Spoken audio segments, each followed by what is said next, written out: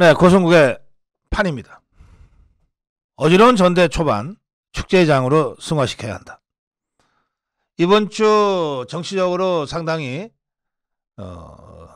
중요한 사건은 두 가지가 있었습니다. 하나는 권성동의 전대 불출마 선언이었습니다. 그리고 또 하나는 국민의힘 안팎에서 전대 출마를 지금 저울질하고 있는 나경원에 대한 일종의 왕따가 나타난 겁니다. 제가 어제도 논평했습니다만 뭐 김정재니 장예찬이니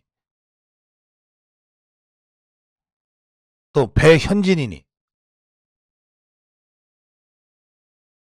그야말로 하룻강원지 법무소인 줄 모르고 정치권의 금도가 완전히 무너지는 이런 나경원에 대한 인신공격, 비방 이런 것들이 있었습니다.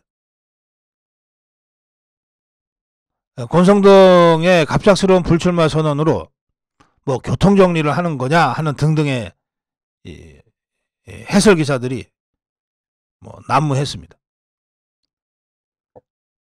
국민의힘 전당대회가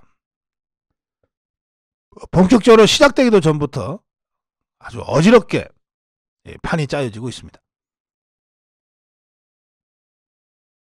지금 우리가 치르는 3월 8일 전당대회는 도대체 어떤 전당대회입니까? 다시 한번 생각을 해봅시다.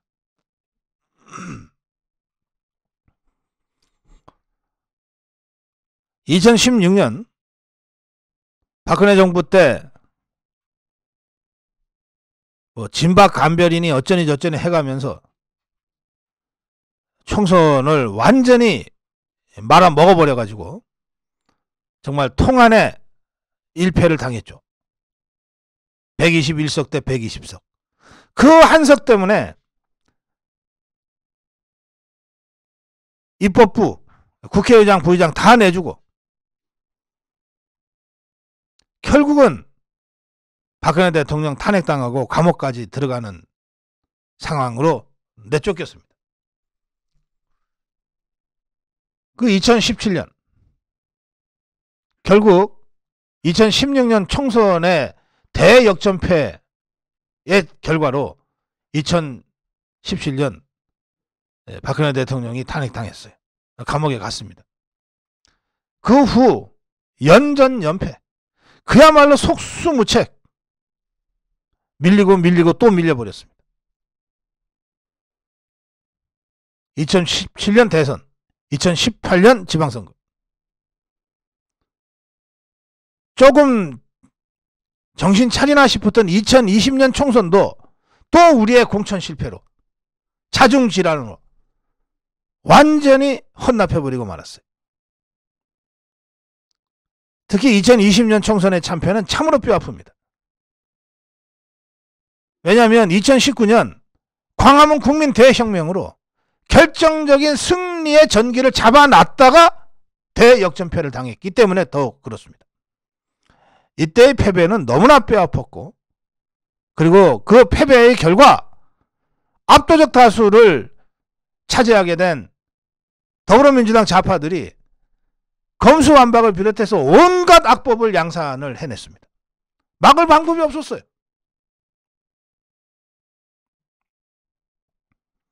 그렇게 밀리다 마침내 대국면 전환이 일어났습니다. 그것이 올해 3월 윤석열 대통령의 당선이었습니다. 5년 이상 계속 밀리기만 하던 우리 자유파가 윤석열 대통령을 내세워서 이 흐름을 바꾸는데 극적으로, 정말 기적적으로 성공한 겁니다. 그런데 윤석열 대통령 당선을 전후해서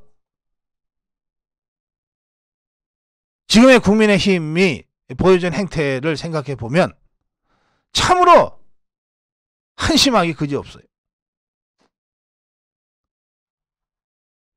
정치권에 입문한 지 불과 6개월도 안 된 윤석열 후보를 다 당의 후보로 선출을 해놓고, 그리고 난 다음에 당은 끊임없이 이 윤석열 후보를 흔들어댔어요.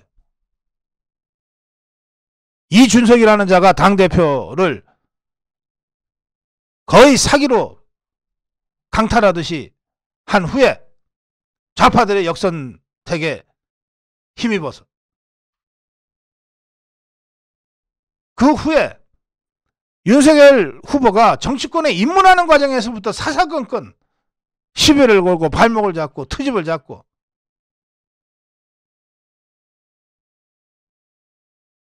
그래서 윤석열 후보는 국민의힘 후보가 되는 과정 자체가 아주 험난했어요. 후보가 된 다음에는 좀 나아질까? 웬걸? 이준석이가 당대표로 있으면서 김종인이를 영입하고 후보를 마음대로 그냥 쥐락펴락 흔들어대고, 그 긴박한 대선 과정에서 2번씩이나 가출을 하고 얼마나 괴롭혔습니까? 윤석열 후보를. 마지막에는 안철수와의 단일화를 어떻게든 무산시키려고 온갖 짓을 다 하고,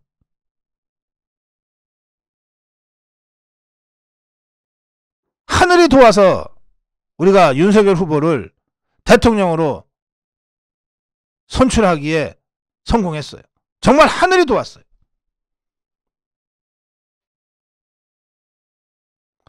그렇게 해서 대통령에 선출을 한 다음에라도 당이 좀 제대로 자기 역할을 했었으면 모르겠는데, 그 후에도 여전히 이준석 체제는 당선자를 흔들고 대통령을 흔들기를 멈추질 않았습니다. 그러다 끝내 쫓겨났어요. 쫓겨난 이준석이가 한 짓이 뭡니까? 비대위에 대해서 계속해서 시비를 걸고 법률 소송을 제기하고, 그 바람에 비대위가 세워졌다 무너지고 세워졌다 무너지고, 정상적인 국가 경영이 원천적으로 불가능한 상황까지 몰렸습니다. 그 과정에서 윤석열 대통령 취임한 지 불과 2달 석 달 만에 지지율이 20%대까지 떨어졌어요.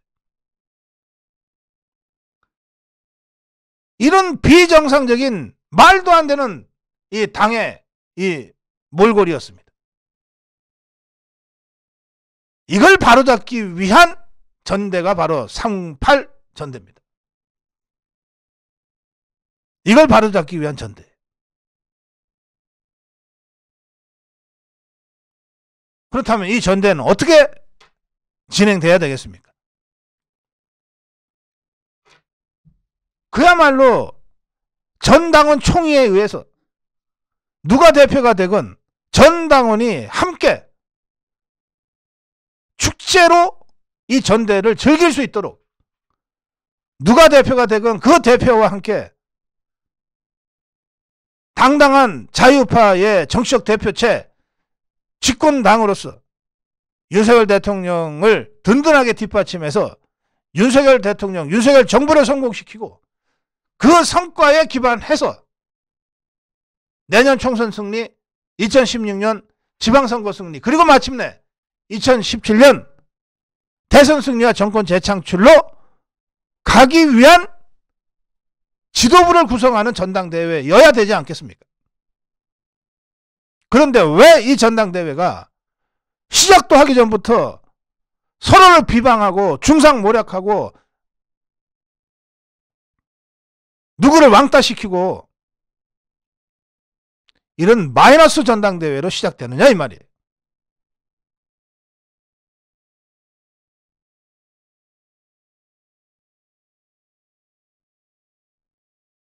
이대로 가면 전대 후유증이 매우 클 것으로 걱정이 돼요. 여기서 배제되는 마이너스 전당대회에서 배제되는 사람들이 당 지도부에 힘을 실어줄 가능성이 있습니까? 윤석열 대통령 성공을 위해서 자기 몸을 던질 사람들이 과연 나타날까요? 이런 식으로 전당대회를 치러서야.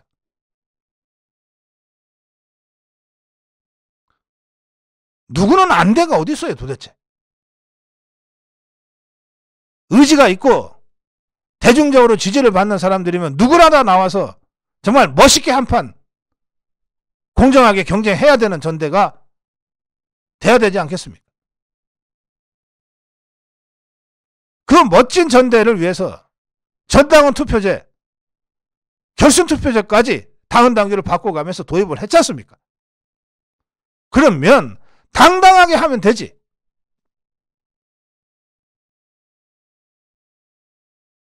왜? 누구는 안 돼 라고 하는 얘기가 먼저 나오냐 이 말이에요.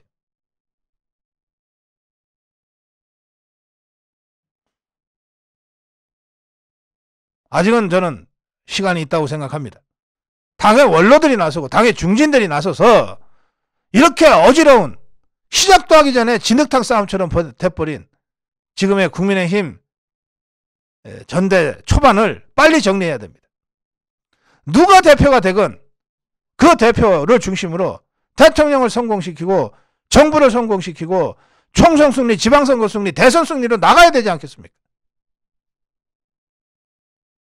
그걸 하려면 마이너스 전대로 가서는 안 돼요. 플러스 전대가 돼야 됩니다. 모든 사람의 주장을 수렴하고 모든 사람의 장점과 강점을 돋보이고 부각시키는 그런 멋진 경쟁의 장이 돼야 된다 이 말이에요. 당의 원로, 당의 중진, 그리고 이미 구성되어 있는 선거관리위원회 제 역할 좀 제대로 하세요. 당이 이렇게 수렁으로 떨어지는 걸 왜 그냥 방치하고 방관하고 있냐고요. 한마디 말도 못하고.